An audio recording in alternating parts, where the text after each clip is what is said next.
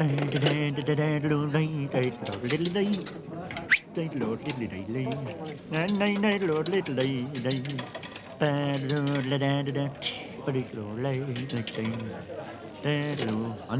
the spreading chestnut tree, the father will the farm to me.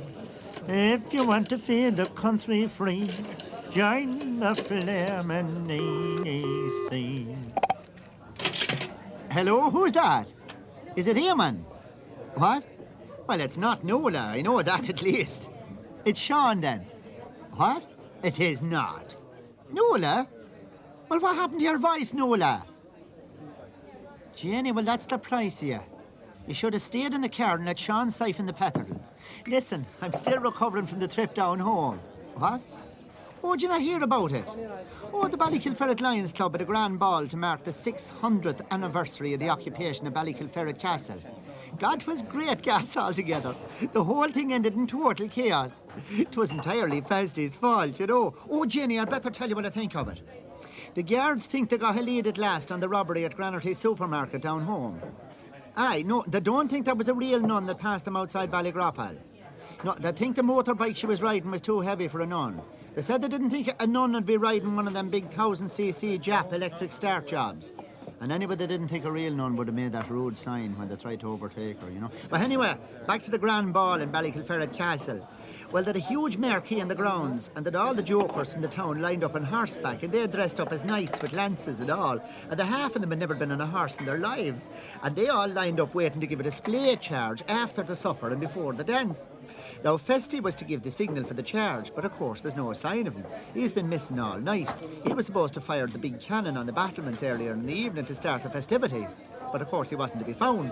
So they send an odd Rooney into the town to try and find him. So, oh listen, the canon has complained to the bishop about the nuns going up to Dublin to see the rugby match against Scotland. What? Oh, did you not hear what happened? Oh, I said there was murder altogether. No, apparently some Scottish lad passed a smart remark about the Irish team, and Sister Pugnacious lost the cool and hit him a karate blow that sent him flying. Well, that was bad enough, like. But then Sister Placidus went in with the boot, and the fella hasn't much protection in a kilt, you know. So I think that's the end of the rugby trips to Dublin for the nuns, you know. But where was I? Oh, aye, the grand ball. Well, the nod finds Festy fast asleep in the bed. He's been guzzling the wine when they were getting ready for the ball earlier. And Festy gets the fright of his life and leaps out of the bed, and he fully dressed, and away down the town with him and into the castle by the back way and up onto the battlements, where the cannon is waiting to be fired. And he thinking it's still only tea time. Now, all the jokers is sitting up on the horses waiting for the signal for the charge, which is supposed to be the dropping of a silk handkerchief.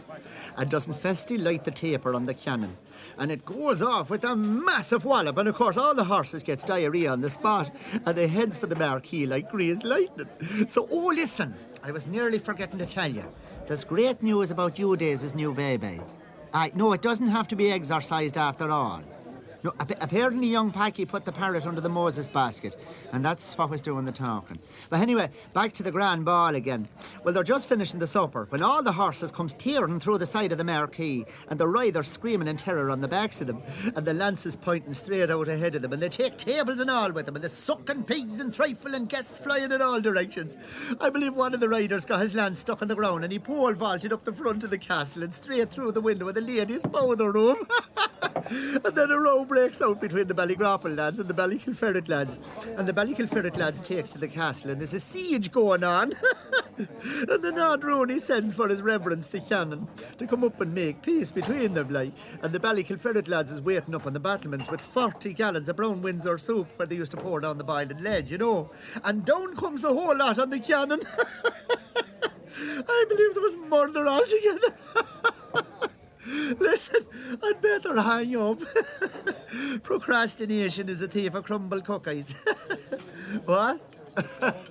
Okay, I'll give you a buzz again soon.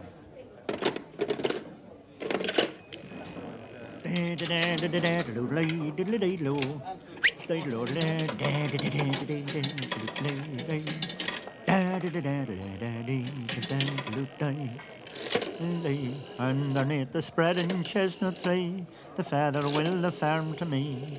If you want to feed the country free, join the flamin' EC. Hello? Guess who?